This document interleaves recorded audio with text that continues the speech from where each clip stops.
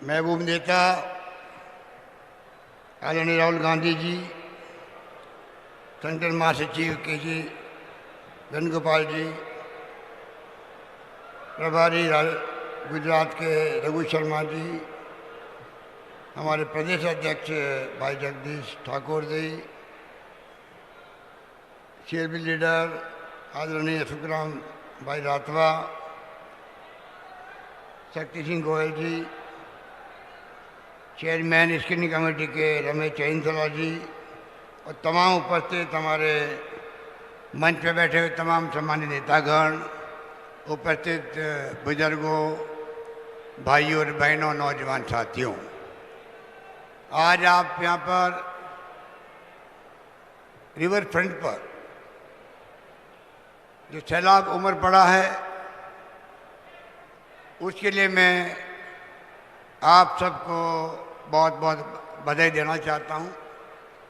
ये संकेत है भावी चुनाव का। जो माहौल में देख रहा हूँ गुजरात के अंदर 27 साल तक शासन किया बीजेपी ने, बड़ी बड़ी बातें करी हो, खूब उसकी पब्लिसिटी की गई, पर धरातल के अंदर आज भी लोग बहुत दुखी हैं। गरीब ही रह गया, नारे दिए गए वो सब विफल हुए। गांधी के राज्य में शराबबंदी तो है नाम की, 70 लोग मारे गए नकली शराब पी करके। तो आप सोच सकते हो कि हालात क्या है। कोरोना आया था यहाँ पर, पूरा देश देख रहा था कि अहमदाबाद के अंदर लोग एम्बुलेंस के अंदर ही, गाड़ियों के अंदर ही बैठे हुए अपनी ड्रिप लगवा रहे थे। तो आप सोच सकते हो कि कैसा कुप्रबंधन था। सरकार की हाईकमान घबरा गई और पूरी सरकार को बदलना पड़ा। इतिहास में कभी नहीं हुआ। कोई भी मंत्रिमंडल में क्या सभी निकम्मे थे, नाकारा थे, भ्रष्ट थे। मुख्यमंत्री सहित पूरी कैबिनेट बदल दी गई। उसको आप अंदाज कर सकते हो कितने घबराए हुए लोग हैं ये। पिछली बार भी राहुल गांधी जी के नेतृत्व में आपने शानदार कैंपेन किया, पूरे देश को लगा कि इस बार तो सरकार बदल जाएगी। अगर 10 सीटें कम आती तो सरकार बदल जाती हो सकती। अमित शाह गृह मंत्री जी नारा दिया था, इस बार 150 का नारा दिया था। आई कितनी? 99 सीटें आई, 99 सीटें सिर्फ आई थी। कहाँ 150 का 99। वही हालात इस बार हैं। मैं आपको आह्वान करना चाहूँगा कि राहुल गांधी जी जिस प्रकार से पिछले 8 साल में जिस रूप में भूमिका निभाई है विपक्ष की, पूरा देश लोहा मान रहा उनका। हर विषय पर, अभी रघु शर्मा जी ठीक कह रहे थे, हर विषय पर उन्होंने इस सरकार को घेरा है। जो विपक्ष की भूमिका होती है कमी नहीं रखी है। इसलिए राहुल गांधी के नाम से, चाहे प्रधानमंत्री हो, चाहे वो गृह मंत्री हो, चाहे उनके कोई मंत्री हो या स्पोक्समैन हो, वो टारगेट राहुल गांधी को क्यों करते हैं? क्योंकि राहुल गांधी वो व्यक्तित्व है जो पूरे देश के आम आवाम की आवाज़ है। जो चुनौतियाँ देश के सामने हैं, चाहे अंदरूनी हो चाहे बाहरी हो, चाइना का जो सीमा में जो आतंक है उसकी तरफ ध्यान किसी ने आकर्षित किया है तो उसका नाम एकमात्र राहुल गांधी नाम है। यहाँ पर चाहे बेरोजगारी की बात हो, महंगाई की बात हो, कोरोना की बात हो, सरकार को वार्न किया फरवरी के अंदर, 20 के अंदर ही, परवाह नहीं करी। बाद में भुगता, पूरा देश भुगता। दूसरी लहर में तो ऑक्सीजन की कमी से कितने लोग मारे गए थे आप सबको मालूम है। इसलिए मैं कहना चाहूँगा कि इस बार आप लोग कमर कस ले। आप पार्टी को तो आप लोग गुजरात में अलाउ ही नहीं करें।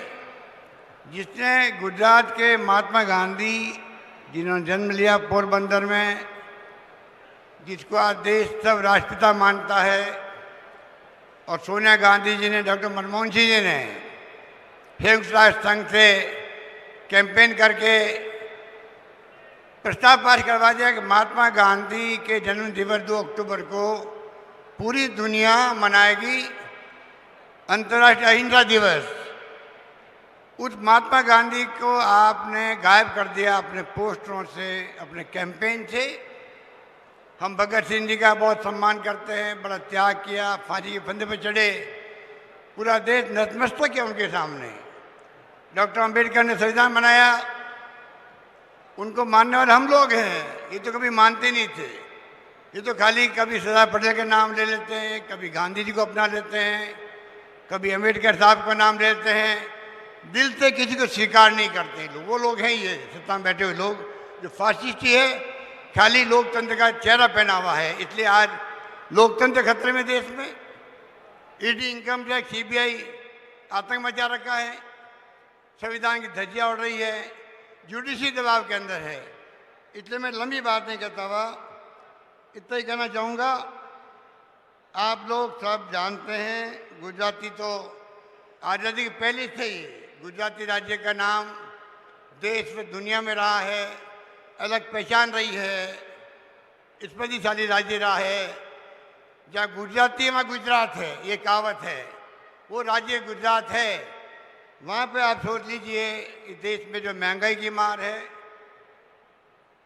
डीजल, पेट्रोल, सरसों का तेल, मूंगफली, आटा, दाल, सबके भाव बढ़ा दिए, जीएसटी लगा दी।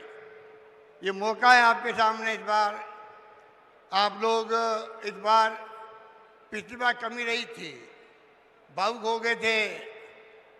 जब विकास पागल हो गया तो प्रधानमंत्री जी को कहना पड़ा कि मैं खुद ही विकास हूँ।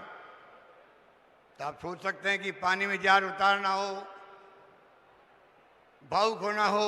गुजराती हमारे बहुत ही संवेदनशील व्यक्तित्व के लोग होते हैं, भावना में बह गए। इस बार भावना नहीं, इस बार हकीकत क्या है, किस प्रकार हम दुखी हैं महंगाई को लेके, बेरोजगारी को लेके। सड़कों में पहले अच्छी मानी जाती थी गुजरात की, उनकी स्थिति भी खराब हो गई राजस्थान के कंपेरिजन के अंदर। इसलिए मैं आपको कहना चाहूँगा, कृपा करके आप इस बार चूके नहीं। और जो माहौल यहाँ बनाया आप लोगों ने, वो अपने आप में आज संदेश चला जाएगा दिल्ली तक। इस बार सरकार कांग्रेस की बनेगी। आप संकल्प लेके जाएंगे यहाँ से, तो मैं आपको कह सकता हूँ दावे के साथ में, जो आप लाखों की संख्या में आए हैं, इतनी भारी सभा की है आपने, मैं भी यहाँ रहा हूँ पिछले 1 साल तक, मैं कह सकता हूँ दावे के साथ में, इस बार गुस्सा पिछली बार से ज़्यादा अधिक है। और आप अगर तय कर लेंगे तो ये जो लोग बैठे हुए सत्ता में, 2 मंत्रियों के इस्तीफे करने पड़े भाई इनको 4-6 महीने में ही। क्यों करने पड़ गए? हालात बड़े खराब हैं सब क्षेत्रों में। फिर खाली आपके दिमाग में आना चाहिए कि हम जीत सकते हैं। ये भावना अगर आपने घर कर गई आपके दिलो दिमाग के अंदर, तो मैं समझता हूँ इस बार जीत को कोई रोक नहीं पाएगा। यही बात कहता हूँ, मैं अपनी बात समाप्त करता हूँ। धन्यवाद। जय हिंद। धन्यवाद। खूब खूब आभार अशोक गहलोत जी। हमने आवाज दी है तुम्हें, हमने आवाज दी है तुम्हें बड़ी नाज के साथ। तुम भी आवाज मिला दो, तुम भी आवाज मिला दो हमारी आवाज के साथ। आज शब्दों સાથે આપણા સૌના લોકપ્રિય નેતા જેને સાંભળવા માટે આપણે સૌ ભેગા થયા છે એવા આદરણીય રાહુલ ગાંધીજી આપણે સૌને સંબોધશે। રાહુલ ગાંધી, राहुल गांधी। राहुल जी आप संघर्ष कीजिए।